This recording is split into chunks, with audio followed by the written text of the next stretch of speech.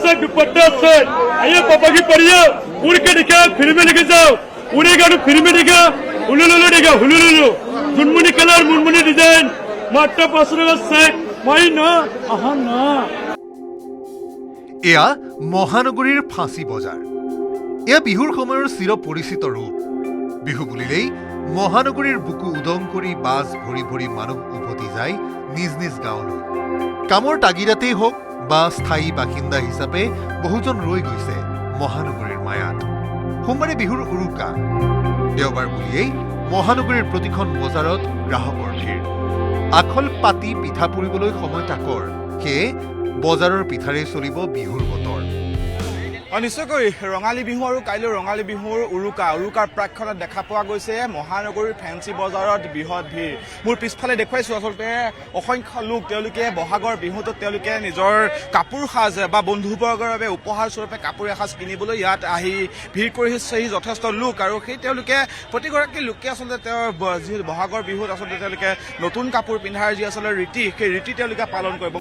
পিঠা বনাৰ পৰা আৰম্ভ কৰি কাপোৰ কানিলৈকে নদন বদন হোৱাৰ কামনা এই ৰঙালীৰ পৰত যে গুৱাহাটী ফাঁচী বজাৰত যদি এবাৰ যদি বিহু উৎসৱেই হওক যদি এবাৰ যদি আমি বজাৰ কৰিব নাপাওঁ তাৰ মনৰ এটা আনন্দ নাথাকে মজা নাথাকে তথাপি বিহু বুলি কওঁতে আমাৰ এক বাপুতি সাহন মানে বিহু তিনিবিধৰ মূল বিহুটি হ'ল আমাৰ বহাগ বিহু আৰু এই বহাগ বিহুৱে আমাৰ এটা ৰং তামোচাৰ এক বিহু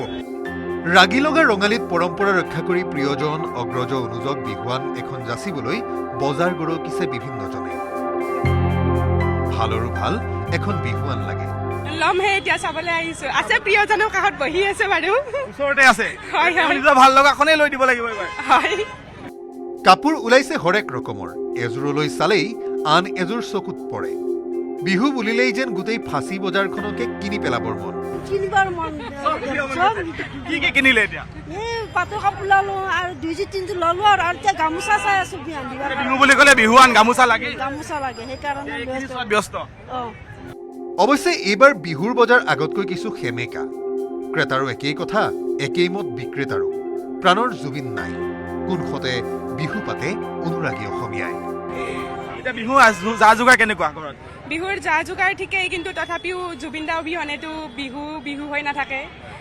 সেয়ে জুবিন দাই ন্যায় পোৱাটো বিচাৰো সোনকালে ন্যায় পাওক বিহুৰ বজাৰত মধ্যপ্ৰাচ্যৰ যুদ্ধই প্ৰভাৱ পেলোৱা বুলি মন্তব্য এগৰাকী বিক্ৰেতাৰ যুদ্ধৰ বাবেই হেনো বাঢ়িছে কাপোৰৰ দাম এইবিলাকতো এতিয়া আমাৰ পুৰণি মাল আছে বুলি আমি দি আছো নতুন দামৰ মাল আহিলেতো আৰু এতিয়া আমাৰ বেপাৰ কৰা অলপ দিগদাৰী হ'ব যিহেতু যুদ্ধৰ কাৰণে অলপ পেট্ৰল চেট্ৰলৰ দাম বাঢ়ি গৈছে গেছ টেছ নোপোৱা হৈছে ইণ্ডাষ্ট্ৰীবিলাকৰ সেইবিলাকে খবৰ পাই আছো আৰু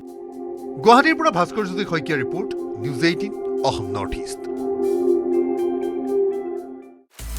আপুনি বিচৰা বাতৰি পাব কেৱল নিউজ 18 এপত নিউজ 18 এপ ডাউনলোড কৰিবলৈ স্কেন কৰক এই QR কোড গুগল প্লে ষ্টৰতো পাব এই নিউজ 18 এপ